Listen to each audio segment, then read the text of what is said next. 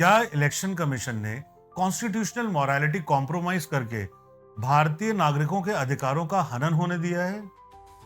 आज इस सवाल पर हम लोग चर्चा करेंगे। लास्ट वीडियो में हमने देखा था कि वोट चोरी कैसे हुई है।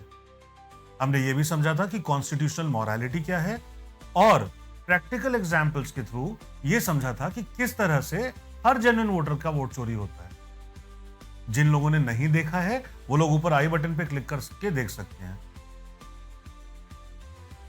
टू अंडरस्टैंड आवर इंट्रीग हमें सबसे पहले यह समझना पड़ेगा कि आखिर कॉन्स्टिट्यूशनल मॉरालिटी और इलेक्शन कमीशन इसके बीच में रिश्ता क्या है। कॉन्स्टिट्यूशनल मॉरालिटी का एक अहम हिस्सा है कि सिटीजन्स के राइट्स हैम्पर ना होने दें। इसके लिए कॉन्स्टिट्यूशन में अलग अलग तरीके के प्रावधान किए गए हैं। इनमें से दो मेजर चीजें हैं जो कि हमें ध्यान रखनी चाहिए। पहला है checks and balances. Checks and balances constitution में इनहेरेंट है, जिसके तहत लेजिस्लेचर, एग्जीक्यूटिव और जुडिशरी एक दूसरे के ऊपर चेक रखते हैं, जिससे कोई भी अपनी पावर का गलत इस्तेमाल करके नागरिकों के अधिकार का हनन नहीं कर पाता। एक ऑर्गन की पावर दूसरे ऑर्गन की पावर को बैलेंस कर देती है। दूसरा है इंडिपेंडेंट कॉन्स्टिट्यूशनल बॉडीज। ऐसी बॉडीज जो एक्सप्लिसिटली कॉन्स्टिट्यूशन के द्वारा दी गई हैं, उन्हें कॉन्स्टिट्यूशनल बॉडीज बोलते हैं। इन बॉडीज को एक स्पेसिफिक पर्पस के लिए बनाया जाता है और एक स्पेसिफिक डोमेन में उनका काम होता है। For example, union public service commission यानी कि यूपीएससी, जो कि हाईएस्ट लेवल के एग्जामिनेशन के लिए रिस्पॉन्सिबल होती है। Civil services examination, CDS, Indian economic service, Indian engineering service और इस तरीके की कई और सर्विसेज ये यूपीएससी कंडक्ट कराता है। लेकिन सेंट्रल ब्यूरो ऑफ इन्वेस्टिगेशन यानी कि CBI is not a constitutional body. क्यों? क्योंकि उसे कॉन्स्टिट्यूशन ने एक्सप्लिसिटली नहीं मेंशन करा है।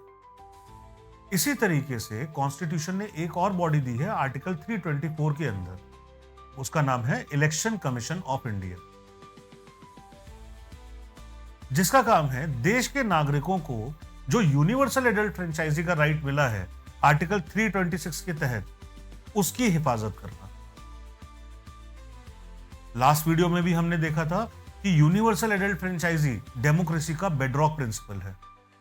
इसका मतलब इलेक्शन कमीशन को डेमोक्रेसी की रक्षा करने के उद्देश्य से बनाया गया है। कॉन्स्टिट्यूशनल मॉरल फिलॉसफी भी यही कहती है कि भारतीय नागरिकों के अधिकार का हनन कतई नहीं होना चाहिए। इस कॉन्स्टिट्यूशनल मॉरल एम को पूरा करने के लिए election commission must maintain highest ethical standards. Honesty and integrity के बिना यह संभव ही नहीं कि सिटीजन्स के राइट प्रोटेक्ट किए जा सके। प्रैक्टिकली देखें तो इलेक्शन कमीशन को ट्रांसपेरेंसी रखनी होगी, वोटर रोल्स को ओपन करना पड़ेगा, सिटीजन्स को का डेटा जो है वो डिजिटल फॉर्म में अवेलेबल कराना होगा, सीसीटीवी की फुटेज ऑल पार्टी स्क्रूटिनी के लिए अवेलेबल होनी चाहिए। अब सवाल यह उठता है कि क्या इलेक्शन कमीशन ये सब कर रहा है? और जवाब क्लियर है, एब्सोल्युटली नॉट। अब आप सोचेंगे कि मुझे कैसे पता? क्या मैं केवल राहुल गांधी की बात सुनकर कह रहा हूं ये बात? Again, absolutely not. आपको एक छोटा सा मंत्रा देता हूं। सच या झूठ में फर्क करना हो तो इन चीजों का ध्यान हमेशा रखना। Number 1 consistency, number 2 responses, number 3 investigation.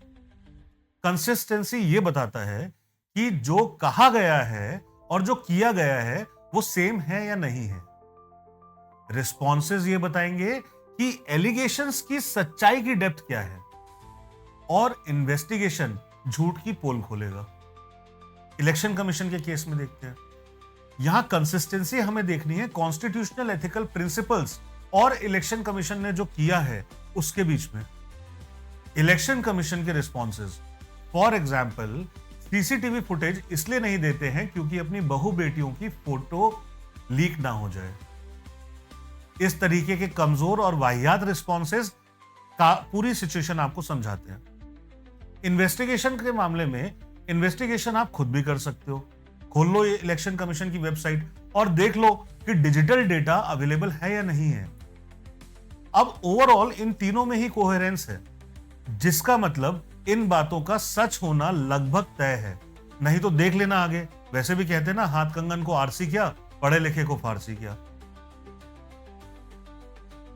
Anyway इसका मतलब ये तो है कि highest ethical standards as led by the constitutional morality are not been abided by the election commission of India. एक सवाल यह भी है कि क्या इलेक्शन कमीशन हमेशा से ऐसे था? तो उसका जवाब है नहीं। कॉन्स्टिट्यूशनल बॉडीज, ना अकेले election commission, supreme court, UPSC, ये सारे ही लोग पहले काफी हायर स्टैंडर्ड्स फॉलो करते थे। एक एग्जांपल लो, चीफ इलेक्शन कमिश्नर थे टीएन सेशन। कई बार प्रेशराइजिंग सिचुएशंस के बावजूद टीएन सेशन ने फ्री और फेयर इलेक्शंस करवाए थे। उस टाइम पर इलेक्शन कमीशन की रिस्पेक्ट भी काफी अलग होती थी, काफी हाई लेवल की होती थी। लेकिन क्या आज इलेक्शन कमीशन को निंदा का सामना करना पड़ता है? बिल्कुल। क्या इलेक्शन कमीशन हमारे संवैधानिक अधिकारों की रक्षा कर रहा है, या फिर आप कमेंट्स में बताओ कि रक्षक ही भक्षक बन गया है?